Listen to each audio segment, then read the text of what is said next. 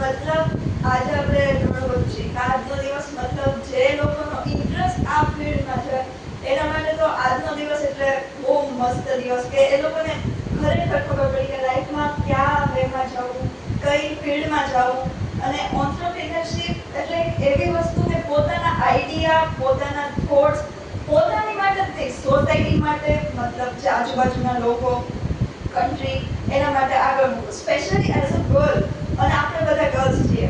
સરે જે મને એક્ઝામ્પલ આપ્યું કે આપણે બધા મેલ ઓન્ટરપ્રિન્યોર્સને ઓળખીએ છીએ અને ફિમેલ ઓન્ટરપ્રિન્યોરની વાત આવી તો મોસ્ટ ઓફલી નહોતા ઓળખતા. એક ફાલ્ગુની નાયર એમને જ ઓળખાતા, વિનીતા સિંહ છે, એક બે જણા અમે ઓળખીએ છીએ.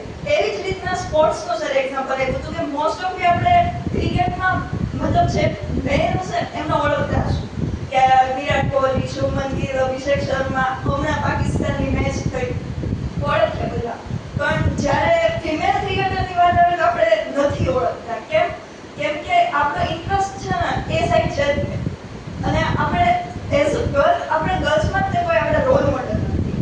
તો બને એટલું આપણે આપણા ઇન્ટરેસ્ટને ઓળખીએ, આપણા થોટ્સને ફ્રી ફૂલી મતલબ બધા સાથે શેર કરીએ. અને આજનો સેશન ઘણું શીખવાડે. આમ તો બોલવા જઈએ તો હજી વાર લાગી જાય, પણ મારા માટે, હું મારી વાત કરું, બધાની તો મને નથી ખબર કે કોનો ઇન્ટરેસ્ટ છે કોનો નથી, પણ it's privilege day and privilege to me કે મેં આ કોલેજમાં એડમિશન લીધું. મને ખરેખર મારો ઇન્ટરેસ્ટ હતો એના વિશે મને જેટલી જાણ હતી એના કરતાં વધારે જાણ થઈ, કેમ કે મારે આ જ ફિલ્ડમાં આગળ વધવું હતું અને મારે આગળ થોડું ઘણું નોલેજ હતું સોશિયલ મીડિયા થ્રુ બધું જ છે. પણ એવું કંઈ ફાઇનાન્શિયલ કે પછી જે મેન્ટરશિપ વાળું હતું અને સરે કીધું કે આ જે લીગલી જે આવે એવું કંઈ નોલેજ હતું નહીં મારી પાસે. મેં ઇન્સ્ટામાં તે રીલ થ્રુ જોયું હતું. તો એક કંપની છે, નામ નહીં લઉં કેમ કે મેં એમાં જોઈન કર્યું હતું. તો એમાં પણ તમને સ્કિલ શીખવા માટે ફી પે કરવી પડે છે અને એ સ્કિલ એમાં કેટલી બધી હોય, કોર્સિસ પ્રમાણે હોય, તમે જે કોર્સ પરચેસ કરો એના પ્રમાણે હોય.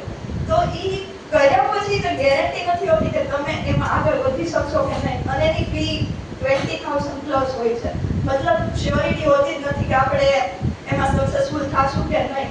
પણ WEP નું જે સરે 360 વાળું સર્કલ દેખાડ્યું, આઈ થિંક એ બેસ્ટ છે અને એ ખરેખર એમાં જવા જેવું તો છે જ કે હું તો જવાની જ છું. મારો ઇન્ટરેસ્ટ તો છે જ તે.